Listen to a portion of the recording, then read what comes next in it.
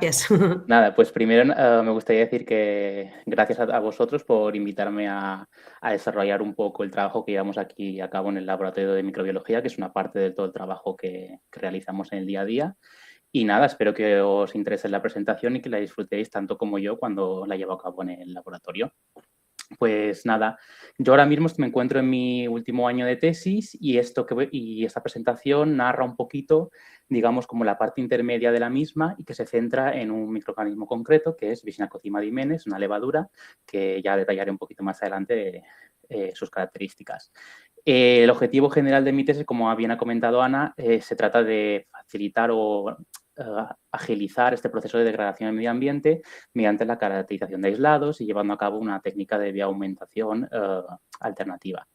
Se centra, como ha dicho, en plásticos biodegradables, que es el tema principal que voy a tratar, y concretamente cómo se hidrolizan por parte de las cutinasas, que es una familia muy diversa, muy extensa de enzimas hidrolíticas. En concreto de la familia C5, según la clasificación de la base de datos de CAFI.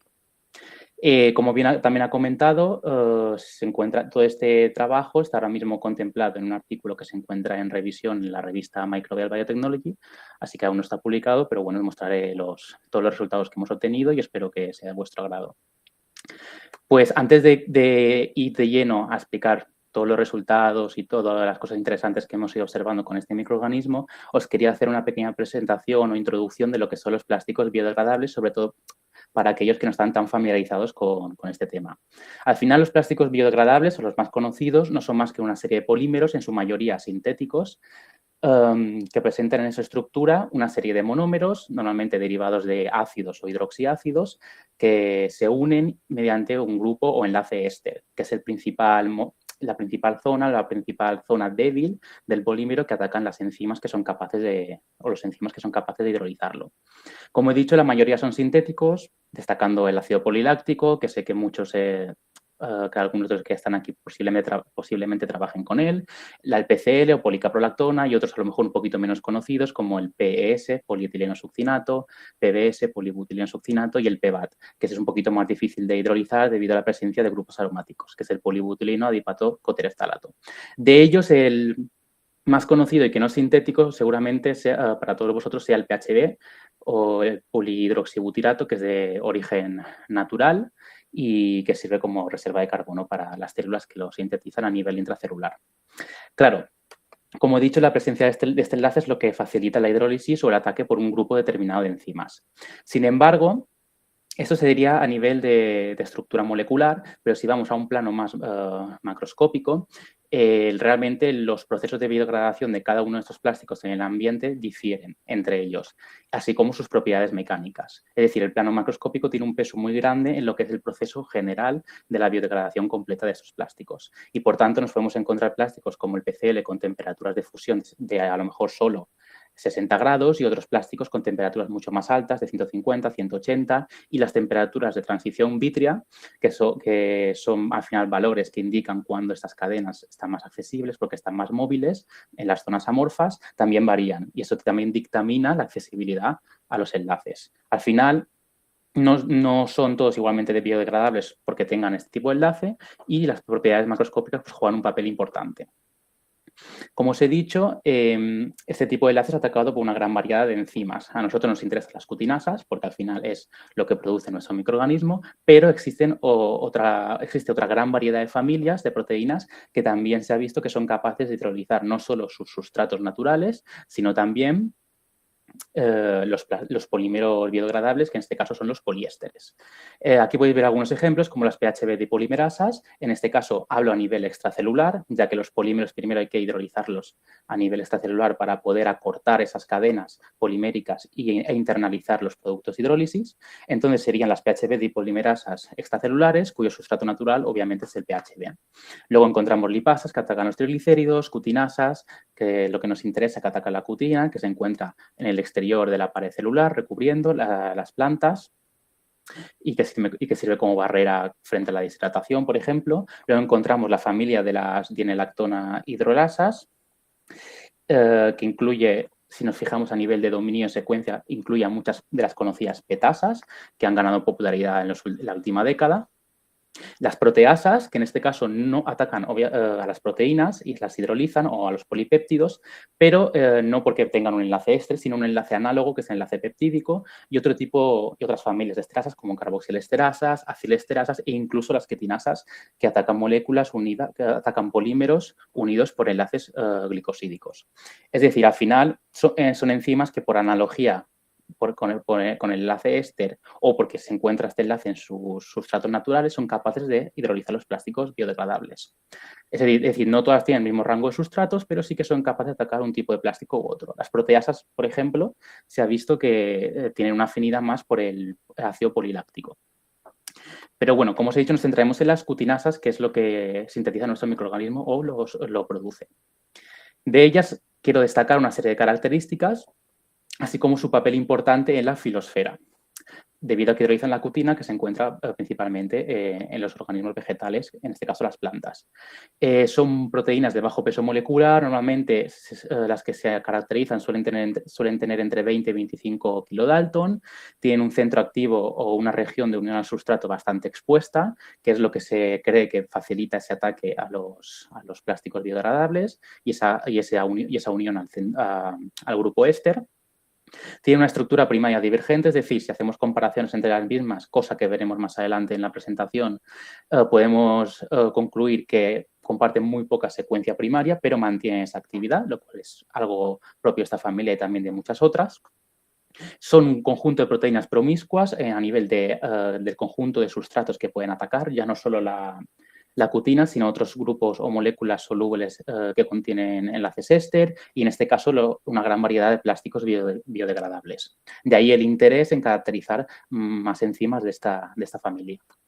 Y lo interesante, y que esto tiene relación con los microorganismos de los cuales se aíslan estas enzimas o se caracterizan, es que la mayoría, a excepción de, obviamente, los microorganismos termófilos que se han aislado y caracterizado, son activas a temperaturas más moderadas y bajas, lo cual es muy interesante porque al final estamos tratando de hidrolizar unos polímeros donde las cadenas están unidas por fuerzas intramoleculares, que se debilitan con el aumento de la temperatura. Y el hecho de que sean capaces de hidrolizarlos a temperaturas más bajas, pues nos puede ayudar a entender cómo será este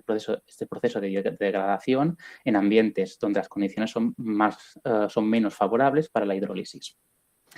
Como he dicho, tiene un papel importante en lo que es la filosfera, ya que normalmente la mayoría se suelen obtener o caracterizar a partir de microorganismos fitopatógenos, como algunos conocidos como a lo mejor Fusarium, algunas especies de Aspergillus. Y lo que le permite a los patógenos, básicamente, la producción de cutinasas es atravesar esa barrera inicial de las plantas y acceder al interior. Y en relación con esto hay que mencionar que la mayoría de las que están caracterizadas y de las que podemos encontrar, en este caso, si tomamos como referencia la base de datos de CAFI, donde está la familia de cutinasas CD5, son de origen fúngico. En este sentido, además de los fitopatógenos, pues también me gustaría destacar algunas otras especies no patógenas, de las cuales se han aislado cutinasas de interés con potencial para hidrolizar plásticos, como Pseudocima o Cryptococcus. Pero nosotros vamos a hablar no de estos hongos unicelulares o filamentosos, sino de Visnacocima dimene. Al final, este microorganismo, ¿cómo lo tuvimos? Eso es lo interesante. Pues lo aislamos en el laboratorio y es lo que, bueno, aquí explicaré un poquito antes de ir directamente al microorganismo, lo que haremos en la presentación, lo caracterizaremos, tanto el microorganismo como la cutinasa, y luego os indagaremos un poco en la familia de las C5 cutinasas y también mostraré una prueba de concepto de transferencia de esta capacidad de hidrolizar plásticos a otros microorganismos tan diferentes como bacterias mesófilas, como E. coli o Pseudomonas. Pero ahora sí, este microorganismo, Visnacocima dimene, al final no es más que una levadura que encontramos durante el proceso de mejora de un método que desarrollé en el laboratorio, que es la pulverización de plástico, en este caso de los diferentes poliésteres que hemos visto anteriormente, sobre las placas donde cultivamos los microorganismos, con el objetivo de hallar potenciales degradadores mediante la observación del crecimiento y la formación de halos de hidrólisis, es decir, liberan enzimas al medio, en este caso el medio sólido, y van hidrolizando el plástico que se encuentra sobre la superficie y forman halos en el lugar donde ha tenido lugar esta hidrólisis. En el caso de Bisnacozima lo aislamos como un contaminante precisamente del laboratorio durante la preparación de estas placas. Al principio simplemente preparábamos placas, optimizábamos el método para ver cuál era la distancia correcta, qué concentraciones de plástico había que disolver antes de pulverizar, ensayos de toxicidad, etcétera. Y ahí encontramos este microorganismo simplemente como un contaminante en una placa que además contenía ácido poliláctico y donde había formado halo a temperatura ambiente entre 20 y 25 grados, lo cual, repito, es muy interesante porque es una temperatura normalmente desfavorable para la hidrólisis de este tipo de plásticos, sobre todo el PLA, que tiene temperaturas de transición vítrea de 60 grados y de fusión de entre 150 y 180 grados. Y todos estos resultados, todo este método está recogido en el primer artículo que publiqué durante la tesis, que reúne esa primera parte de la tesis y es que está citado aquí abajo en la diapositiva. Pero bien, una vez aislado este contaminante inicial, decidimos caracterizarlo debido a que, oye, tiene esta capacidad de hidrolizar PLA, vamos a ver qué otras cosas puede hacer. Inicialmente quisimos ver su estilo de vida y para ello caracterizamos tanto el fenotipo como el genotipo. En cuanto al fenotipo, decidimos investigar a ver qué temperatura era la óptima para su crecimiento en un medio adecuado para el crecimiento de hongos, como es el medio Saburot, y vimos que a temperatura óptima se encontraba entre los 20 y 25 grados, lo cual, pues, y como además crecía a temperaturas más bajas, como 4 o 10 grados, esto nos permite clasificarlo como un microorganismo no mesófilo, sino tirando más hacia el espectro ciclótrofo. Asimismo, también decidimos evaluar su capacidad de secretar diferentes tipos de enzimas extracelulares para ver si tenía otras aplicaciones biotecnológicas más allá de la hidrólisis de plásticos. En ese sentido, encontramos que era capaz que mostraba halo y daba positivo en pruebas para la secreción de esterasas, celulasas, amilasas y proteasas que no aparecen en la imagen. Es decir, una gran variedad de enzimas a temperatura, todo esto ambiente, 20-25 grados. Asimismo, decidimos evaluar su genotipo tras la secuenciación del genoma para ver qué otras características tenía o qué otras características nos podían informar de su estilo de vida, su capacidad para secretar otro tipo de enzimas, etcétera. Tanto el potencial, del genoma. Y vimos que era capaz de sintetizar moléculas crioprotectoras frente a las bajas temperaturas como el sorbitol, que producía proteínas anticongelantes que dificultan la formación de cristales de hielo a temperaturas bajas, lo cual cuadra con su estilo de vida ciclótrofo, además de que te presentaba varias desaturasas para controlar la fluidez de membrana, lo cual es importante con las variaciones de temperatura. Y asimismo evaluamos dentro de su arsenal, su potencial arsenal enzimático, todas aquellas enzimas extracelulares, en este caso extracelulares, he de remarcar, que estaban relacionados con la hidrólisis de polímeros distintos o diversos como la quitina, el alginato, el almidón o relacionados con polímeros vegetales propios de las paredes celulares de las plantas, como en este caso la lignina, la celulosa, chilanos, galactorunanos o proteínas de arabinogalactanos. Y en este caso también la cutina. Solo había una proteína que es la que nos interesó bastante en los siguientes estudios. Pero como podemos ver, es un microorganismo que tiene una gran variedad de enzimas, que parece tener un conjunto o un repertorio de enzimas extracelulares relacionado con la vida sobre la superficie, sobre las hojas o con la vida en la filosfera y que además pues, sobrevive como muchos hongos y levaduras, es capaz de desarrollarse a temperaturas mesófilas e incluso más bajas. Es decir, es un microorganismo ciclótrofo.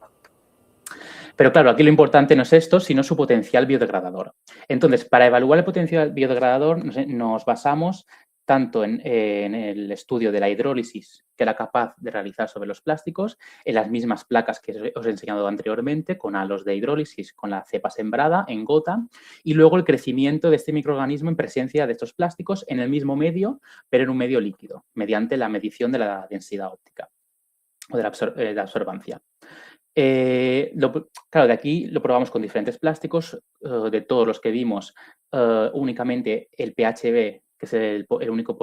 plástico biodegradable natural, frente al cual no observamos ni halo ni hidrólisis, pero el resto sí que mostró formación de halo y crecimiento. Entonces, el primero fue el polietilenosuccinato,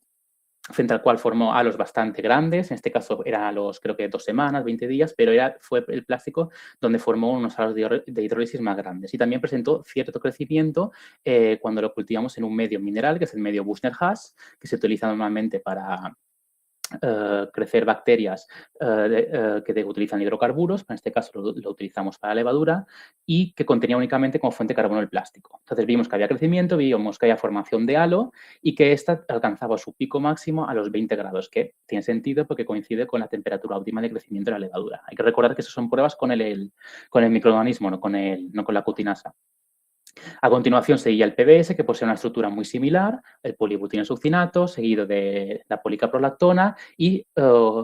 seguido en último lugar tanto por el PBAT como el PLA, que tiene sentido porque son los plásticos que normalmente presentan una mayor degradación a temperaturas más altas, es decir, su hidrólisis es más dependiente de la temperatura. En un caso porque el PLA, por ejemplo, posee una alta cristalinidad y eso dificulta el ataque por enzimas y necesita temperaturas más altas para aliviar la carga que tiene esa elevada cristalinidad, o el PBAT, que tiene, como he dicho anteriormente, residuos aromáticos. Pero aún así vimos que era capaz de hidrolizarlos a temperatura ya no solo a 20 grados, sino también a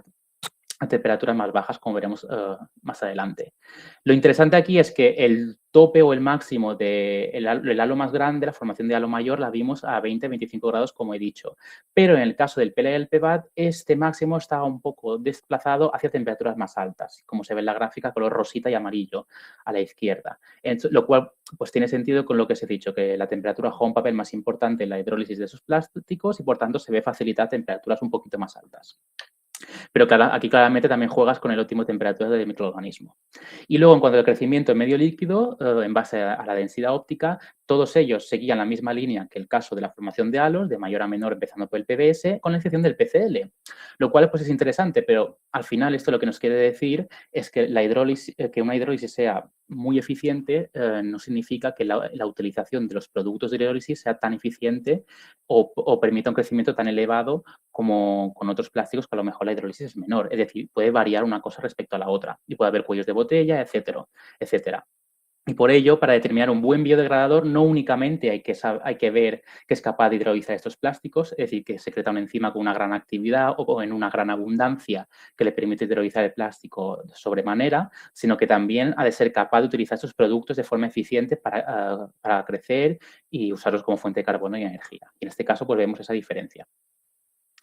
Claro, al ver que era capaz de llevar a cabo toda la hidrólisis de todos estos plásticos, decidimos caracterizar, como os he dicho y como ya conocéis, el enzima responsable, que fue una cutinasa que denominamos VDCUT. Claro, para ello, para determinar qué enzima era la responsable, primero realizamos un análisis exoproteómico. Por una parte, analizamos la abundancia relativa en diferentes condiciones, en este caso, todos los poliésteres que he mencionado anteriormente, excepto el PHB, frente al cual no había crecimiento, en el mismo medio mineral, medio líquido, luego en presencia de piruvato, luego en presencia de glucosa e incluso un control sin fuente de carbono. Lo interesante aquí es que vemos que hay que la condición sin fuente de carbono y de poliésteres hay 4 proteínas que en conjunto suponen más del 50% de la abundancia relativa del total de proteínas que había en el exoproteoma, que creo que eran 120, si no recuerdo mal.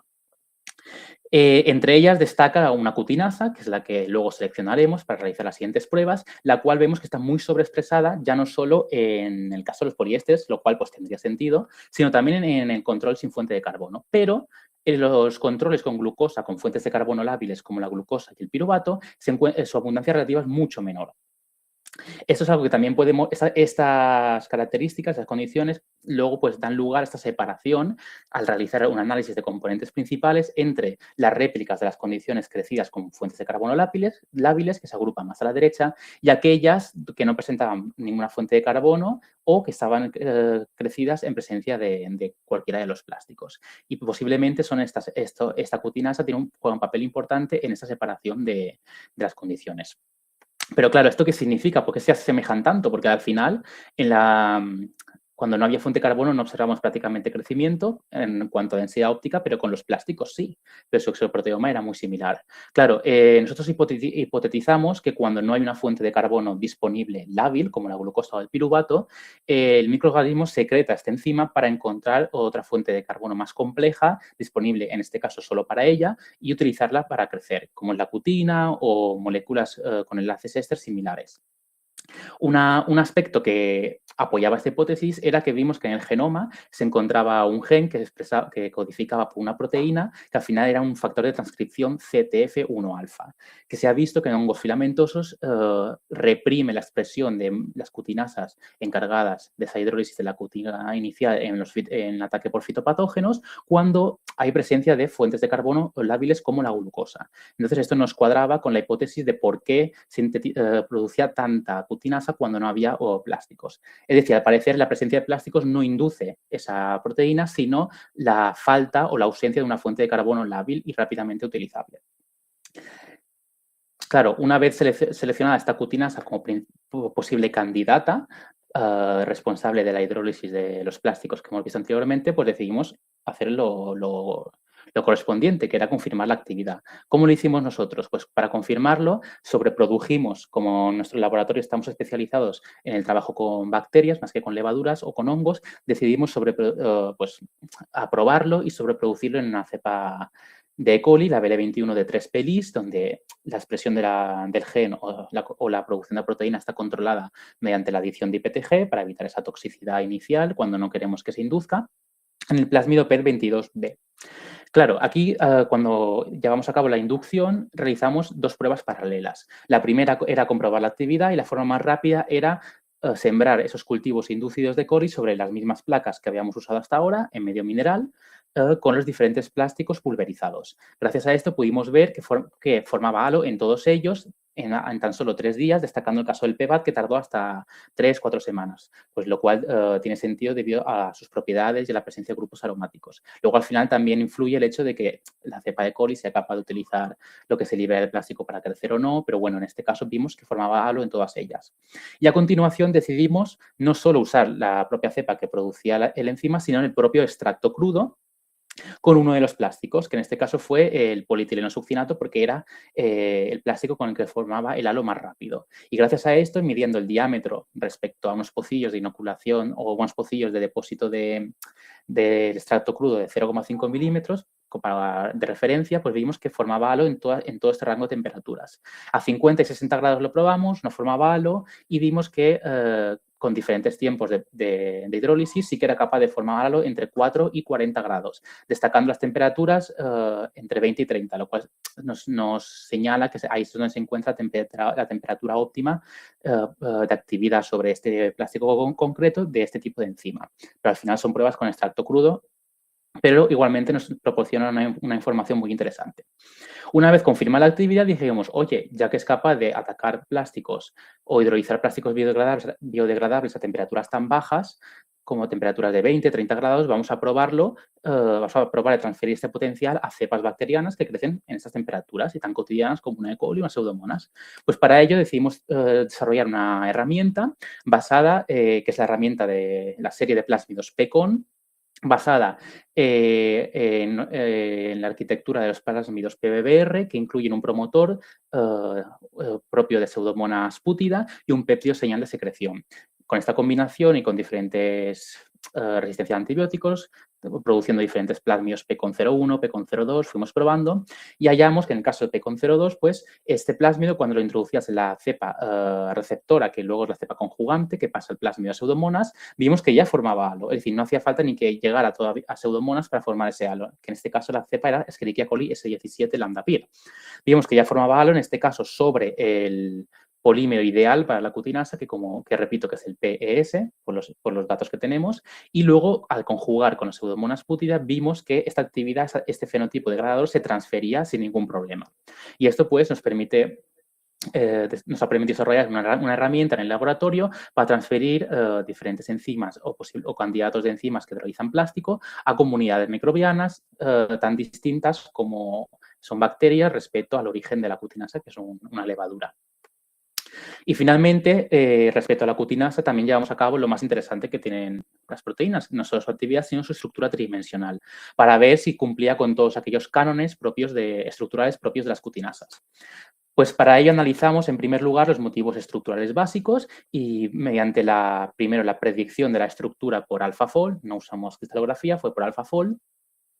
Y observamos que presentaba el típico centro catalítico de serina asparticohistidina, propio de las alfa-beta hidrolasas, también una región donde se estabilizaba el oxidanión, que es el intermediario de la reacción cuando se produce la hidrólisis, constituido por la treonina y una glutamina, que son, es decir, todos esos aminoácidos estaban conservados en la familia de cutinasas que se había descrito, que hidrolizaban plásticos y que también analizaremos más adelante. Y también presentaba el típico par, es decir, las cuatro cisteínas y, por tanto, el par de puentes disulfuro, tanto en el extremo N-terminal como cerca del centro catalítico para mantener la topología del mismo. Es decir, son las características típicas de esas cutinasas. Luego realizamos una comparativa estructural con otra proteína cercana con la que compartía un 70% de identidad de secuencia, que es la cutinasa CLE, que se caracterizó de una cepa de Cryptococcus. Y respecto a esta había un estudio que detallaba cómo una serie de residuos, que eran la tirosina 172, fenilalanina 52 y tirosina 143, parecían interaccionar con el sustrato, pertenecían a la región de interacción con el sustrato, en este caso los plásticos o los polímeros biodegradables. Y en el caso de nuestra proteína estaban conservados con la excepción de una sustitución de una tirosina por una fenilalanina. Cambia su polaridad, pero es verdad que mantiene bastante el carácter hidrofóbico. Más allá de esto, las diferencias que observamos, ya que eran proteínas muy similares, pertenecían a la superficie de las proteínas, con cambios en la hidrofobicidad, en la polaridad y la carga de las mismas. Lo más interesante que puedo destacar en este sentido, porque es verdad que es una proteína muy canónica en cuanto a la familia de cutinasas, la B de CUT,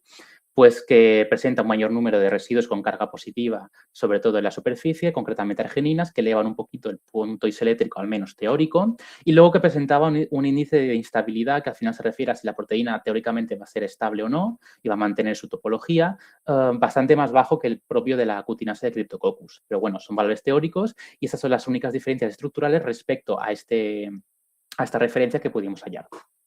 Pero nosotros no nos quisimos quedar aquí y llevamos esto un poquito más lejos con la última parte, que al final es el potencial de esta familia de cutinasas recogidas en la base de datos de CACI y para ver cómo de disperso estaba y si nos servía, si el dominio cutinasa nos podía servir para determinar si en un conjunto de muestras o en un ensayo metagenómico, pues había un potencial de degradación de plástico o no. Es decir, si la capacidad de hidrolizar plástico estaba ligada a esta familia de alguna manera en su secuencia o en sus dominios de estructura terciaria, etcétera. Para ello, inicialmente, hicimos una búsqueda bibliográfica de todas aquellas cutinasas estrictamente de la familia CE5, con el dominio cutinasa propio que aparece en la base, en el repositorio de Interpro, que presentasen actividad frente a uno o varios poliésteres. Aquí vemos la gráfica, la mayoría de ellos, lo primero que llama atención es que son de origen fúngico, ya sea porque son las que más se han caracterizado o porque hay una mayor presencia de las mismas en la base de datos.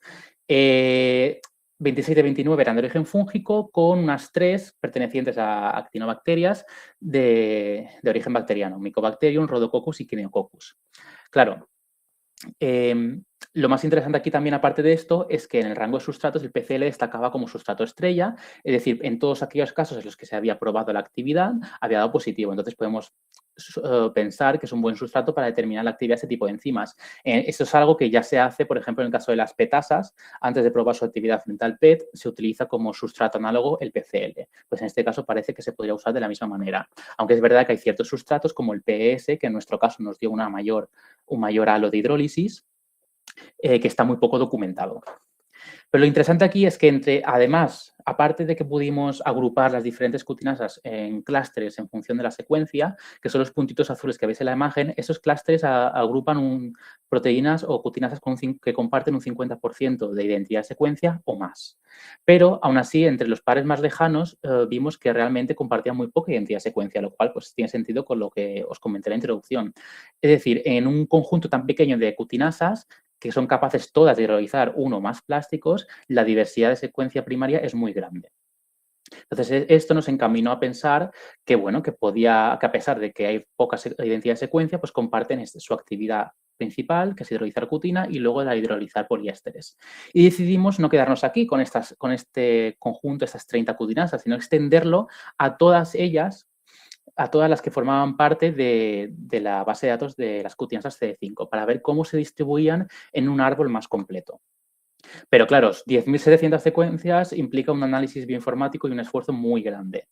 Y entonces decidimos reducir el número seleccionando solo aquellas que presentaban el dominio estricto cutinasa y una serie de motivos estructurales, como por ejemplo el motivo GXS-XG, que no es propio únicamente de cutinasas, y es la caja lipasa, que muchos conoceréis, donde se encuentra el enlace, el aminoácido catalítico de la serina. Y luego otro motivo que hayamos conservado en las cutinasas anteriores que he explicado, que presenta las cisteínas propias que forman un enlace sulfuro cerca del centro activo y por tanto son importantes en mantener esa topología, y el aspartico catalítico que se encuentra justo en el centro. Además, las agrupamos en función de su identidad de secuencia en base de un cutoff o de un brand de un 50%, similar a lo que hicimos anteriormente con los grupos destacados en azul, para obtener finalmente un árbol constituido por 484 representantes, porque esto al final lo haces, agrupas por secuencia mediante CD-HIT y te da una serie de representantes que incluyen otras muchas enzimas con las que comparten un 50% de secuencia.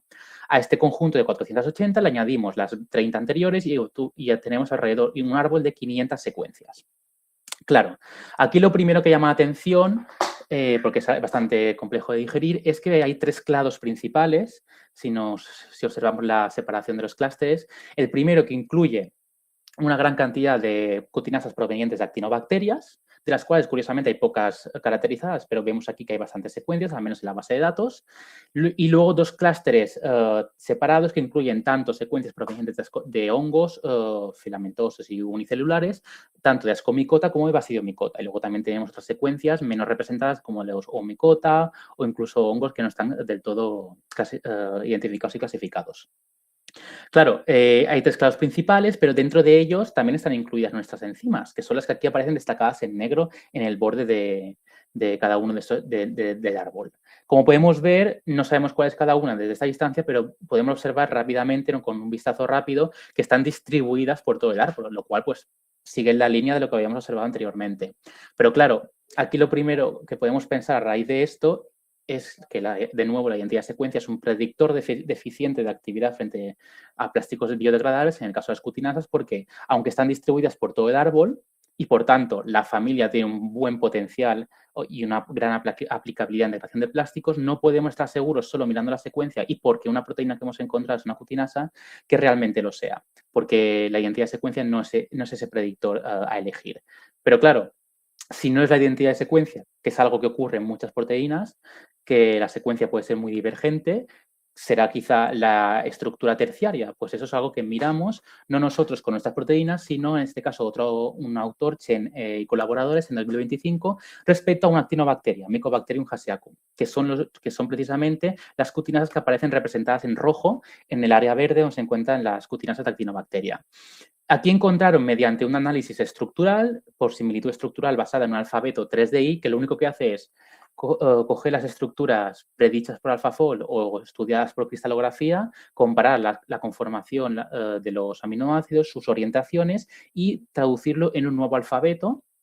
igual que el de los aminoácidos, y comparar esas estructuras. Gracias a este análisis estructural, lo que hicieron fue encontrar 5 cutinasas por similitud estructural con otras ya descritas que hidrolizaban plásticos y decidieron pues, sobreproducirlas y comprobar su actividad. Y pudieron ver que solo una de ellas era activa frente al PCL y que además no era activa frente a la cutina, al menos en las pruebas que ellos realizaron. El resto de enzimas, las otras 4 cutinasas, no presentaban actividad ni frente al PCL ni frente a la cutina.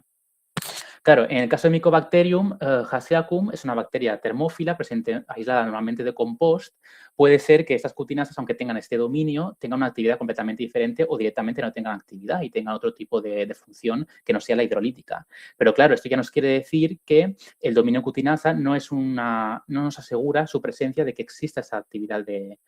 frente a los plásticos biodegradables y que por tanto aún se necesita una confirmación experimental. Ni siquiera lo que es la comparación de estructuras terciarias nos permite, al menos en este caso concreto de cutinasas de actinobacteria, determinar que por similitud va a presentar esa actividad, va a tener lugar esa conservación de actividad. ¿Y esto pues cuadra un poquito con lo que eso comentaba al principio, que ya es lo último, que realmente esta capacidad de hidrolizar plásticos no es propia únicamente de las cutinasas, como hemos podido ver, sino que está dispersa en una gran cantidad de familias de proteínas muy distintas y que obviamente entre ellas comparten muy poca identidad de secuencia, menor incluso al 20%. Y esto lo único que nos quiere decir es que esta actividad de hidrolizar plásticos, a pesar de que son proteínas que atacan sustratos que aunque tengan enlace éster son distintos entre ellos, esta actividad de hidrolizar plásticos puede recaer o puede encontrarse intrínseca en una serie de motivos estructurales más específicos, no en la similitud estructural global, sino en motivos estructurales más concretos como la polaridad y carga de la región de unión al sustrato, la accesibilidad de esta misma región, la hidrofobicidad, la topología e incluso la carga superficial de la proteína, que puede influir en la interacción con las cadenas del polímero, que pueden ser más hidrofóbicas o menos hidrofóbicas según del polímero o del plástico que estemos hablando. Entonces, a lo mejor hay que centrar el estudio en estos motivos estructurales más concretos en lugar de las estructuras completas. Y con esto ya daría por finalizada la presentación y al final, pues simplemente pues, voy a hacer una pequeña recapitulación de todo lo que hemos visto, destacando que el aislado que caracterizamos como inicialmente un contaminante, al final resultó ser una levadura ciclótrofa con un amplio arsenal enzimático activo a temperaturas moderadas y frente a polímeros propios de la pared celular de las plantas. Este potencial inicial viene complementado también por su capacidad de secretar una cutinasa, en este caso incluida la familia CE5, que denominamos BDCUT, que es capaz de hidrolizar un amplio rango de plásticos biodegradables, incluso a temperaturas bajas, lo cual es interesante a nivel biotecnológico o a nivel de ecología para entender cómo funciona esta degradación en ambientes donde las temperaturas no son favorables para la hidrólisis de polímeros recalcitrantes. Y luego también llevamos a cabo el desarrollo de una herramienta, en este caso la herramienta PECON, que permite esa transferencia efectiva de un fenotipo de hidrólisis de plásticos a cepas bacterianas, en este caso mesófilas.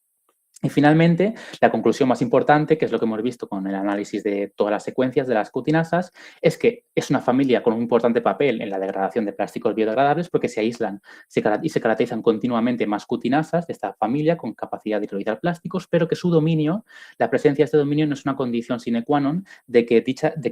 actividad esté presente, esta actividad de hidrolizar plásticos. Y por tanto, la confirmación experimental mediante sobreproducción, por ejemplo, sigue siendo fundamental. Y con esto pues daría por finalizada la presentación. Espero que os haya gustado y si tienes alguna pregunta, pues claramente es bienvenida.